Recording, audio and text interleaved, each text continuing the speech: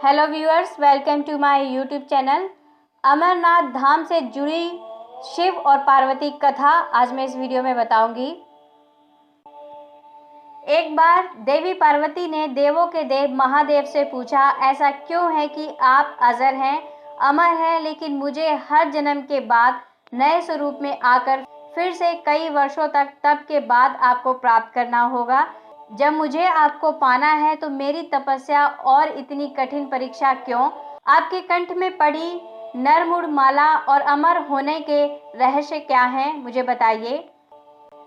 महादेव ने पहले तो देवी पार्वती के उन सवालों का जवाब देना उचित नहीं समझा, लेकिन पत्नी हठ के कारण कुछ गूढ़ रहस्य उन्हें बताने पड़े। शिव महापुराण में मृत्यु से लेकर अजर अमर तक के कई प्रसंग हैं। इनमें एक साधना से जुड़ी अमर कथा बड़ी रोचक है, जिसे भक्तजन अमर तत्व की कथा के रूप में जानते हैं।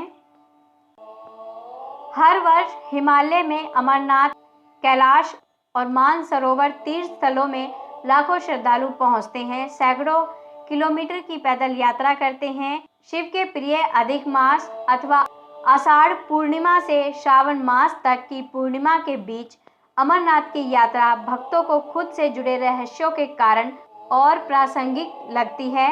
पौराणिक मान्यताओं के अनुसार अमरनाथ की गुफा ही एक स्थान है जहां भगवान शिव ने पार्वती को अमर होने के गुप्त रहस्य बतलाए थे। उस दौरान उन दो ज्योतियों के अलावा तीसरा वहां कोई प्राणी नहीं था, ना महादेव का नंदी और ना ही उनका नाग, ना सिर पे गंगा और ना ही गणपति और कार्तिकेय। सबसे पहले नंदी को पहलगांव पर छोड़ा महादेव ने। गुप्त स्थान की तलाश में महादेव ने अपने वाहन नंदी को सबसे पहले छोड़ा। नंदी जिस जगह पर छूटा उसे ही पहलगाम कहा जाने लगा। अमरनाथ यात्रा यहीं से शुरू होती है। यहाँ से थोड़ा आगे चलने पर शिवजी ने अपने जटाओं से चंद्रमा को अलग कर दिया। जिस जगह ऐसा किया गया वो चंदनवाड़ी कहलाती है। इसके बाद गंगा जी को पंचतरणी में और कंठाभूषण सर्पों को शेषनाग पर छोड़ दिया। इस प्रकार इस पड़ाव का नाम शेषनाग पड़ा। अगले पड़ाव पर गणेश छूटे। अमरनाथ यात्रा में पहलगांव के बाद अगला पड़ाव है गणेश टॉप। मान्यता है कि इसी स्थान पर महादेव ने पुत्र गणेश को छोड़ा। इस जगह को महागुणा का पर्वत भी कहा जाता है। इसके बाद महादेव ने जहां पीसू नामक कीड़े को त्यागा वो जगह पीसू घाटी कहलाती है। इस प्रकार महादेव ने अपने पीछे जीवनदायिनी पांचों तत्वों को स्वयं से अलग कर दिया। इसके पश्चात पार्वती संग एक गुफा में महादेव ने प्रवेश किया।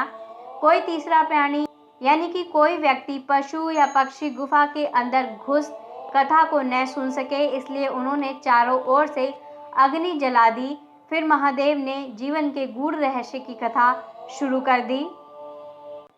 कहा जाता है कि पार्वती कथा सुनते सुनते सो गई थी, उन्हें नींद आ गई थी।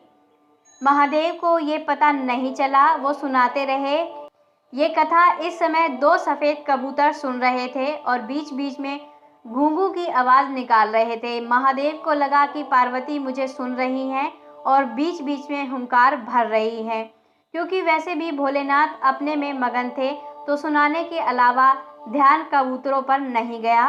दोनों कबूतर सुनते रहे। जब कथा समाप्त होने पर महादेव का ध्यान पार्वती पर गया तो उन्हें पता चला कि वो तो सो रही हैं।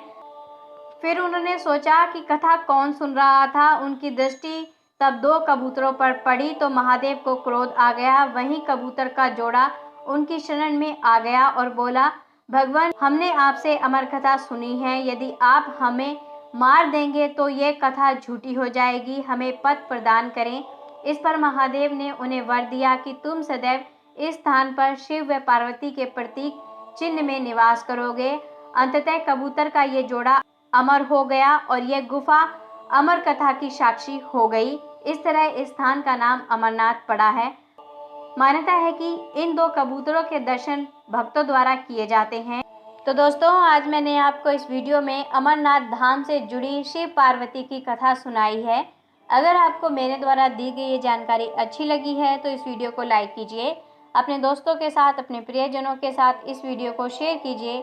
इसके साथ ही हमारे चैनल को सब्सक्राइब करना मत भूलिएगा। Thanks for watching my video. Have a good day.